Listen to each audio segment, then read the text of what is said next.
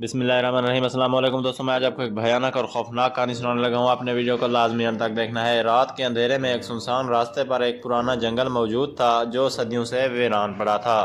लोग कहते थे कि वो जंगल आसेब ज़दा है और वहाँ रात के वक्त जाने वाला कभी वापस नहीं आता। कई मुसाफिरों ने कोशिश की कि इस जंगल का राज जान सकें, मगर जो भी अंदर गया वो या तो कभी वापस नहीं आया या अगर किसी तरह लौट कर आया तो उसकी हालत पागलों जैसी हो चुकी थी। वो सिर्फ एक ही बात बार बार दोहराता था कि वो वहाँ थे, वो मुझे देख रहे थे, मैं उन्हें देख रहा था, लेकिन मैं कुछ नहीं कर पाया। इस जंगल में दाखिल होते ही हर चीज़ बदल जाती थी। हर तरफ दरख्तों के साए ऐसे लगते जैसे कोई लंबे लंबे हाथ फैलाए खड़ा है।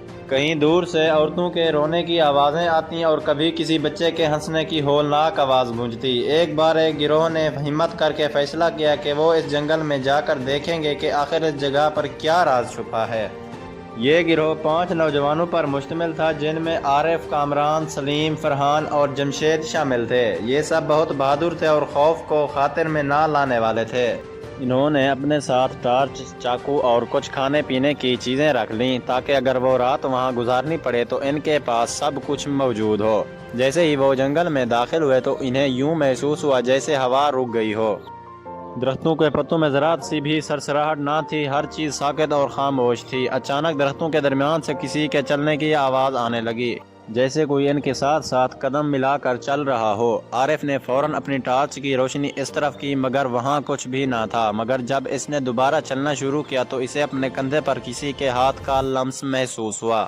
इसने घबरा कर पीछे देखा, मगर वहाँ कुछ ना था। जमशेद, जो सबसे ज़्यादा निडर था, इसने मजाक उड़ाते हुए कहा कि शायद ये सब इनके दिमाग का वहम है।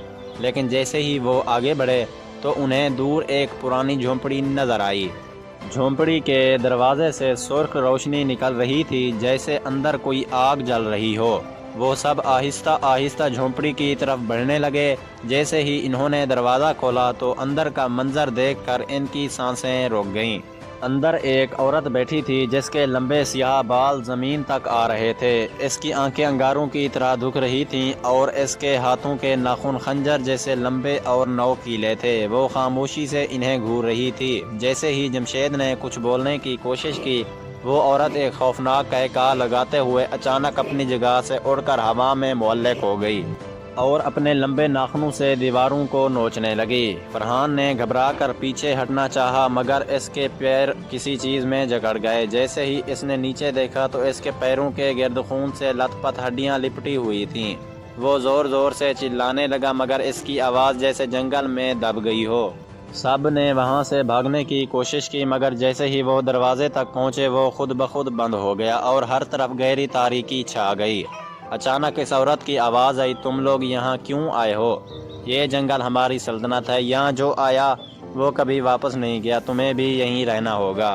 आरिफ ने हिम्मत करके कहा, हम यहाँ से निकलना चाहते हैं, हमें जाने दो। लेकिन इस औरत ने एक ज़ोरदार चीख मारी और पूरा जंगल लरज़ने लगा। दरख्तों से साए निकलने लगे, कुछ साए इंसानी शक्ल में थे और कुछ सिर्फ धुंध की मानंद थे। वो सब इनकी तरफ बढ़ने लगे। कामरान ने एक मोटी लकड़ी उठाकर इनमें से एक साए पर वार किया, मगर वो सीधा लकड़ी के पार गुजर गया। वो कोई मादी वजूद नहीं थे। सब के चेहरे पर दहशत तारी हो गई। अचानक एक और दरवाज़ा खुलने की आवाज़ आई और एक बूढ़ा आदमी अंदर दाखिल हुआ। इसके हाथ में एक तावीज़ था। जैसे ही इसने वो तावीज़ हवा में लहराया तो वो साए चीखने लगे और पीछे हटने लगे। वो बूढ़ा बोला, अगर तुम्हें अपनी जान बचानी है तो फ़ौरन मेरे पीछे चलो। वो सब भागते हुए इसके पीछे निकले और जैसे ही जंगल के किनारे पर पहुँचे तो अचानक वो बूढ़ा गायब हो गया और पीछे सिर्फ एक जलता हुआ चिराग रह गया। जब इन्होंने पीछे मुड़कर देखा तो जंगल दोबारा वैसे ही साकित था, जैसे कुछ हुआ ही ना हो। वो सब पसीने में शराबूर थे और इनके चेहरे सफ़ेद पड़ चुके थे। किसी को कुछ समझ नहीं आ रहा था कि आखिर वो सब क्या था, लेकिन वो जानते थे कि वो दोबारा इस जंगल की तरफ कभी रुख नहीं करेंगे।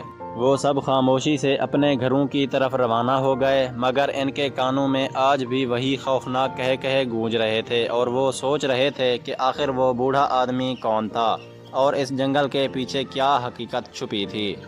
मज़ीद ऐसी खौफनाक कहानियों के लिए मेरे चैनल को लाजमी लाइक करें और सब्सक्राइब करें और साथ में दिए गए घंटी के निशान को दबाना ना भूलें। शुक्रिया दोस्तों।